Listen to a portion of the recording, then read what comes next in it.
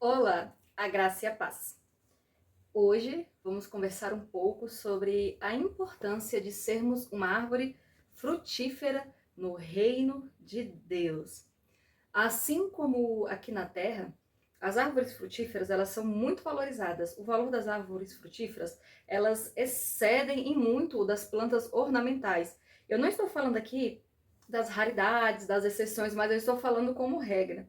Porque o benefício de se ter uma árvore frutífera ele sempre é maior do que se ter uma árvore ornamental, né? Por N razões. E nós temos aqui no livro de Jeremias, no capítulo 17, nós vamos ler rapidinho do 5 ao 10, que está escrito assim: Assim diz o Senhor: Maldito o homem que confia no homem e faz da carne mortal o seu braço, e aparta o seu coração do Senhor, porque será como um arbusto solitário no deserto, e não verá quando vier o bem. Antes morará nos lugares secos do deserto, na terra salgada e inabitável. Bendito o homem que confia no Senhor, e cuja esperança é o Senhor, porque ele é como uma árvore plantada junto às águas, que estende as suas raízes para o ribeiro e não receia quando vem o calor, mas a sua folha fica verde e no ano da sequidão não se perturba, nem deixa de dar frutos. Aqui, o profeta Jeremias, ele já nos dava uma panorâmica visão da diferença daquele em que confia no Senhor e aquele que não confia no Senhor, aquele que confia no braço do homem, aquele que confia na sua própria força. Aqui ele faz a comparação que as pessoas que confiam em circunstâncias, em pessoas, elas são como um arbusto solitário no deserto. Então, ou seja, um arbusto solitário no deserto, ele não frutifica. Um arbusto solitário no deserto não é uma planta desejada, não é uma planta onde a maioria das pessoas estariam pagando e quereriam elas na sua casa. Diferente daquele que confia no Senhor. Aquele que confia no Senhor, ele é comparado a uma árvore plantada perto a ribeiros de água, onde não importa se o deserto, se o verão está muito forte, não importa se o inverno está rigoroso, por ele estar plantado perto às águas, está sempre sendo suprido, hidratado e alimentado, ele sempre produz frutos e bons frutos, não é? Aqui nós vemos uma clara comparação. Então, o Senhor ele quer que nós demos frutos. Lá no livro de Marcos também, o Senhor vai falar conosco no capítulo 11. Nós vamos ler o versículo 12, que é onde Jesus ele encontra uma figueira, né? A palavra de Deus diz assim: No dia seguinte, quando saiu de Betsaída, teve fome. E, vendo de longe uma figueira com folhas verdes, foi ver se nela porventura acharia alguma coisa. Aproximando-se dela, nada achou, senão folhas, porque não era tempo de figos. Então ele disse Jesus: nunca mais coma alguém fruto de ti. E seus discípulos ouviram isto. Aí essa história continua no versículo 20, que nos diz assim: E passando ele pela manhã, vira que a figueira secara desde a raiz. Então Pedro lembrou-se e falou: Mestre, eis que a figueira que amaldiçoaste secou. Ao que Jesus lhe disse: Tende fé em Deus, porque em verdade vos afirmo, se alguém disser este monte, erga-te e lança-te ao mar, e não o duvidar em seu coração, assim se fará. Então aqui nós vemos aqui que por Jesus ter tido fome e ido à figueira e não ter encontrado frutos, Jesus a amaldiçoa. Mas ela foi amaldiçoada por não ter frutos, parece até um pouco cruel. Você pode falar, ora, Angélica, mas porque aquela figueira não tinha frutos? A palavra de Deus mesmo diz que não era tempo de frutos. Mas o maior problema é que ela soltou as folhas, ela tinha folhas verdes. E a figueira é uma planta que, quando ela solta folhas, quer dizer que ela já está tendo figos. As folhas vêm para a proteção do fruto.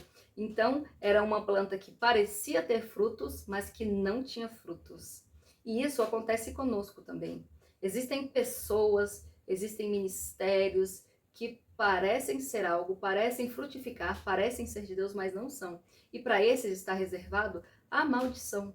Por isso que nós não devemos apenas aparentar ter frutos, nós não devemos apenas aparentar as coisas, mas nós devemos ser aquelas coisas. Ora, se a figueira estivesse sem folhas, ela não teria sido amaldiçoada.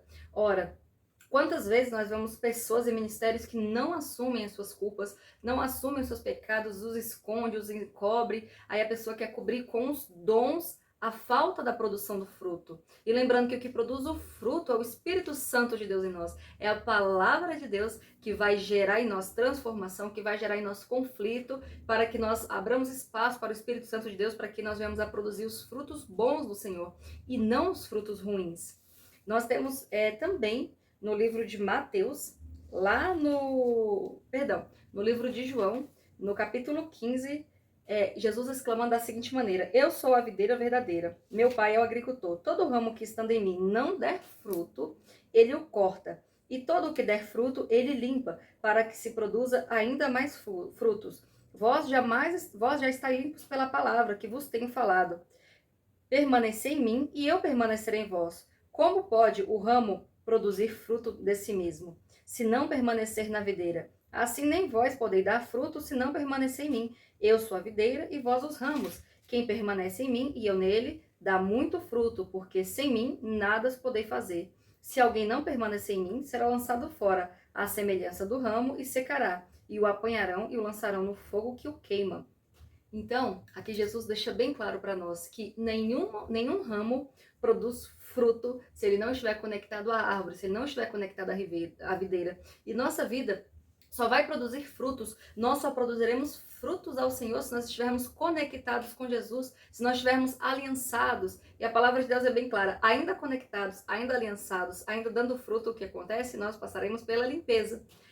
Onde a gente às vezes é muito cristão, não entende. Mas olha só, quantos de nós chegamos ao Senhor com as melhores intenções, só que aí nós descobrimos pecados ocultos, às vezes nem tão ocultos assim, e o Senhor ele vai nos limpando, aquele que minta, não minta mais, e aí nós descobrimos uma pequena raizinha de amargura, nós vamos descobrindo, às vezes, um ânimo muito exaltado, onde vai ser preciso ser uma pessoa mais calma, e Deus ele vai trabalhando em nós. Isso é a limpeza que o Senhor faz. É disso que Jesus fala, quando ele fala que o ramo que dá fruto, ele é limpado. Agora, o ramo que não dá fruto, Jesus deixa bem claro, ele é arrancado da árvore, ele é podado, ele é jogado fora, ele será lançado ao fogo, ele será queimado, ele será retirado. Por crueldade de Deus, por crueldade do nosso Senhor? Claro que não. Pense comigo, você tem uma árvore, aquele ramo, justamente só aquele árvore dá frutos em todos os galhos, menos em um. O que você vai fazer? A gente corta, porque aquele galho está roubando a seiva, aquele galho está roubando a força, está roubando o espaço, às vezes de outros galhos. Por isso a importância de pedir a Deus que nós frutifiquemos, que nós tenhamos os bons frutos do Senhor, ok? Lá no livro de Mateus também, capítulo 3, versículo 10, nos diz assim: já está posto o machado à raiz das árvores, e toda árvore, pois, que não produzir bom fruto, é cortada e lançada ao fogo.